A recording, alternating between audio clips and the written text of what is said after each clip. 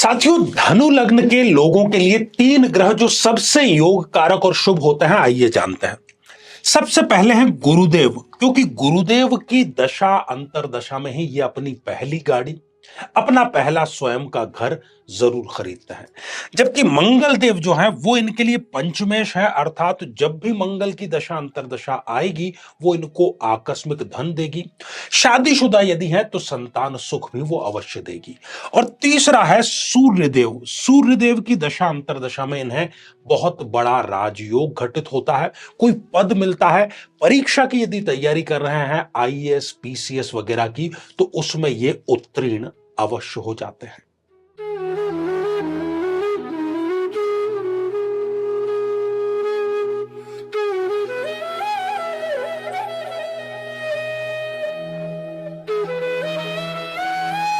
साथियों, किसी भी व्यक्ति के विवाह में यदि डीले हो रहा है, देरी हो रही है, कोई भी कोशिश काम नहीं आ रही, इतने वर्षों का जो अनुभव है वो हमें यह बतलाता है कि ये जो समीकरण है, और आप स्वयं इसका परीक्षण कर सकते हैं अपनी जन्म पत्रिका में, अपने किसी की जन्म पत्रिका में।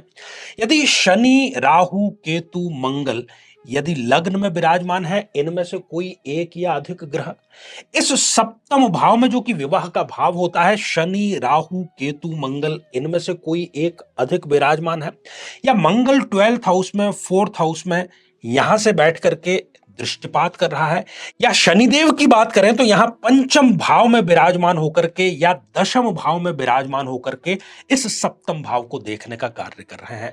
ये पुख्ता कारण है, कोई कारण नहीं, और सारा निचोड़ इस बात पर राजी अवश्य हो जाता है कि यह विवाह में डिले होता है। अब करना क्या रहा? बहुत कम ऐसे अवसर होते हैं जब इन कारणों पर कोई हम अनुष्ठान के रूप में कार्य कर सकें ताकि विवाह संपन्न हो जाए। तो ऐसा ही एक अवसर आ रहा है 6 जून 2024 को, वट सावित्री का यह दिवस है। इन कारणों से या किसी भी अन्य कारणों से यदि विवाह आपका नहीं हो पा रहा है तो आपको इस अनुष्ठान में जरूर भाग लेना चाहिए, क्योंकि यह अनुष्ठान गारंटी है आपका विवाह संपन्न होने की।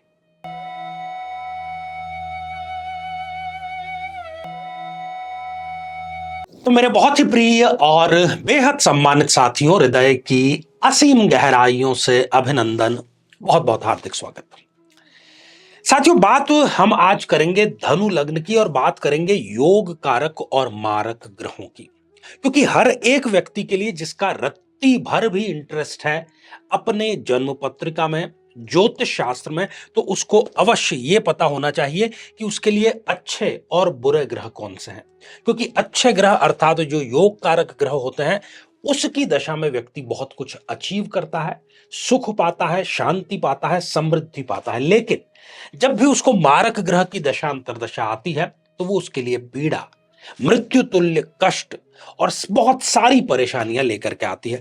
तो शुरुआत हम करेंगे पॉजिटिव अर्थात सकारात्मक चीजों से, और जानते हैं कि धनु लग्न जो है उसके लिए कौन से योग कारक ग्रह हैं। यदि अभी तक आपने अपने लग्न से संबंधित एपिसोड नहीं देखा है तो यहां आई बटन में हम आपको उसका लिंक प्रोवाइड करा रहे हैं, जाकर के उसको जरूर देखें और समझें। साथियों, सबसे शुभ ग्रह है इस जन्म पत्रिका में गुरुदेव अर्थात बृहस्पति, देव गुरु बृहस्पति।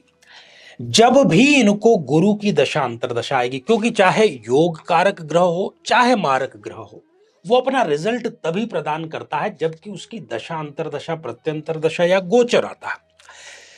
तो सबसे पहले तो वो इनकी रोग प्रतिरोधक क्षमता बढ़ाएगा, इनका व्यक्तित्व जो है उसको फ्लरिश करेगा, जिसको हम आजकल की भाषा में कहते हैं ग्रूमिंग। वो ग्रूमिंग का इनको मौका जरूर देगा, आकर्षक व्यक्तित्व का इनको धनी बनाएगा, विवेकवान बनाएगा। ये बहुत अच्छे डिसीजन लेंगे, बहुत गहरे और दूरगामी डिसीजन लेंगे। बल्कि ये स्वयं के लिए ही नहीं, इनके आसपास के लोग भी इनसे बातचीत करके ही कोई महत्वपूर्ण निर्णय लेते हैं। अपने जीवन की पहली जो पसंदीदा गाड़ी है वो गुरु की दशा अंतरदशा में ये खरीदते हैं। पहला जो घर है वो भी इनको गुरुदेव के आशीर्वाद से ही मिलता है, और इनका जो चरित्र है वो बड़ा ही सुदृढ़ होता है।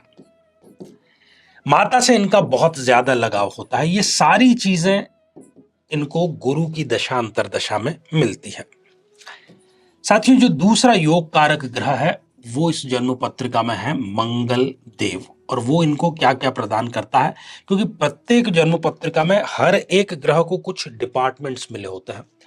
तो मंगल ग्रह क्या करेगा इनके लिए? साथियों, मंगल इनके लिए बहुत ही फेवरेबल ग्रह है। जब भी इसकी दशा अंतर दशा आएगी, इनको आकस्मिक धन मिलता रहेगा, कहीं ना कहीं से धन की आवक आती ही रहेगी, चाहे वो शेयर मार्केट हो या कहीं और से क्यों ना हो। यदि शादीशुदा है और संतान की इनको प्रतीक्षा रहती है, आशा रहती है, तो संतान सुख भी इनको मंगल की दशा अंतर दशा में मिल जाता है। यदि प्रेम संबंधों में है, चाहते हैं कि प्रेम सुदृढ़ हो, आगे विवाह की तरफ वो अग्रसर हो, तो प्रेम में भी इनको सफलता मंगल की दशा अंतर दशा में ही मिलती है साथियों।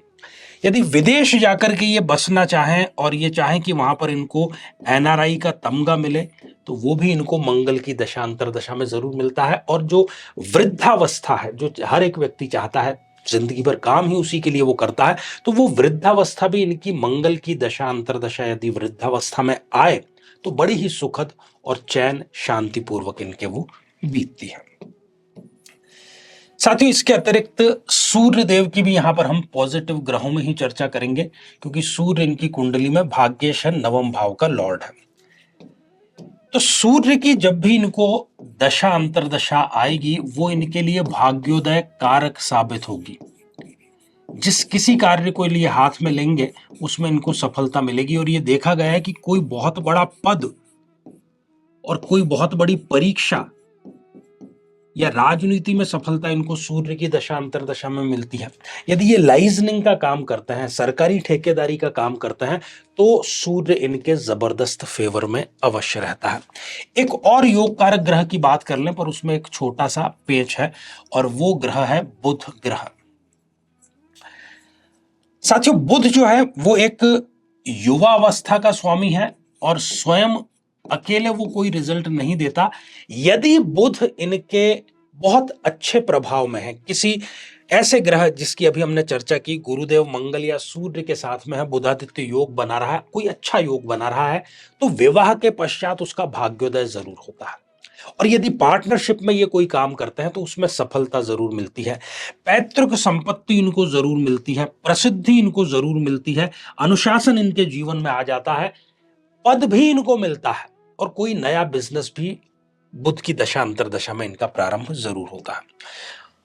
तो साथियों, ये तो थे योग कारक ग्रह। सिक्के के दूसरे पहलू को भी जान लें कि मारक ग्रह इस जन्म पत्रिका में कौन सा है। तो सबसे पहला मारक ग्रह है शनिदेव। साथियों, शनिदेव इस कुंडली के लिए बिल्कुल ठीक नहीं है। जब भी इस व्यक्ति को शनि की दशा अंतरदशा आएगी, धन की उसको सदैव कमी ही बनी रहेगी, उधार ही वो लोगों से लेता रहेगा, जितनी बचत है वो उसकी खत्म हो चुकी होगी शनि की दशा अंतरदशा में। अपनी जो वाणी है, अपनी वाणी के माध्यम से अपने बनते हुए काम बिगाड़ने का कार्य ये स्वयं करता है, और अपने खानदान से, अपने कुटुंब से, अपने वंश पंगा लेने का कार्य करता है। बगावती तेवर इसके जो है वो हो जाते हैं। और भाई की जहां तक बात है, तो भाई से इसकी बिल्कुल भी नहीं बनेगी। कई बार तो ये एक दूसरे के जानी दुश्मन होते हुए देखे गए हैं। कितने ही चाहे ये योग्य हों, लेकिन यदि थोड़ी सी भी रिस्क इन्होंने ले ली तो उस रिस्क में इनका डूबना सुनिश्चित कर देता है शनिदेव। और जो बहुत बड़ा सपना है, जिसको हम महत्वाकांक्षा या अंग्रेजी में एम्बिशन कहते हैं, वो शनि कभी भी इनका पूरा नहीं होने देता। साथियों, ये तो प्रथम मारक ग्रह शनिदेव की हमने बात की। और अब हम बात करते हैं चंद्रमा की, क्योंकि चंद्रमा भी इस जन्म पत्रिका में एक मारक ग्रह है। तो चंद्रमा की जब भी दशा अंतरदशा इस व्यक्ति को आएगी, अच्छा खासा, यदि सरकारी पद में है, कोई डिपार्टमेंटल जांच हो जाएगी, रिश्वत लेते हुए ये पकड़े जाएंगे। यदि किसी स्त्री की कुंडली है, तो चंद्रमा की दशा अंतरदशा में वो अपने ससुराल से मायके परमानेंट आकर के रहना प्रारंभ कर देती है। अपमान के घूंट बार बार उसको पीने पड़ते हैं। और कोई विवाद यदि है, तो छोटी बड़ी जेल यात्रा भी इस जातक को अवश्य पूरी करनी पड़ती है। नशे का भी शिकार इनको होते हुए देखा गया है। साथियों, तीसरा जो मारक ग्रह है इस जन्म पत्रिका में, वो है शुक्र देव। लग्नेश के तो शत्रु हैं ही। शुक्र देव की जब भी दशा अंतरदशा इनको आएगी, शत्रु इन पर हावी हो जाएंगे। जिसको ये माफ भी कर चुके हैं वो इनके सामने पुनः उपस्थित हो जाएंगे शत्रु के रूप में। जिनको अपना समझ रहे थे, जिनकी मदद की, वो ही स्वयं शत्रु बन जाएंगे। बजाय धन्यवाद देने के, बजाय पुरस्कार या सम्मान देने के, जिसकी मदद करते हैं वो इनका शत्रु जरूर बन जाता है। यदि ऋण इन्होंने ले लिया तो फिर ये चुका नहीं पाएंगे। ऋण जाल में ये फंसते चले जाएंगे। शुक्र की दशा अंतरदशा यदि इनको चल रही है तो यदि छोटा बड़ा कोई रोग इनको लग गया है और इन्होंने जरा सी भी लापरवाही कर दी तो वो रोग कब ला इलाज में तब्दील हो जाए कुछ भी कह नहीं सकते। इसके अतिरिक्त यदि ये पढ़े लिखे हैं, जिसको हम कहते हैं कि ये सेल्फ एम्प्लॉयड होते हैं, जैसे कि डॉक्टर है, सीए है, इंजीनियर है, इस प्रकार के योग्य होते हुए भी इनकी जो प्रैक्टिस है वो चलती नहीं है। मतलब अपनी योग्यता, अपने ज्ञान को ये पैसा कमाने में प्रयोग ला ही नहीं सकते। अच्छी खासी जो इनकम हो रही है वो शुक्र की दशा आते ही उस पर ब्रेक लग जाता है। और लाभ की स्थिति तो छोड़ो, घाटे की इतनी स्थिति कि यदि 100 रुपए कमा रहे हैं तो 500 रुपए का खर्चा इनको करना पड़ता है और इस प्रकार से ये ऋण जाल में फंसते चले जाते हैं। तो ये सारी जो परिस्थितियां हैं ये हमें बता रही है कि धनु लग्न में कौन कौन से ग्रह योग कारक होते हैं, कौन से ग्रह मारक होते हैं। जब भी आपको योग कारक ग्रह की दशा चल रही है तो आपको चाहिए कि आप उसके मंत्र जाप करें, और कुछ ना कर सके तो उसका बीज मंत्र आप जाप करें। यदि मारक ग्रह की आपको दशा चल रही है तो उसके दान करें।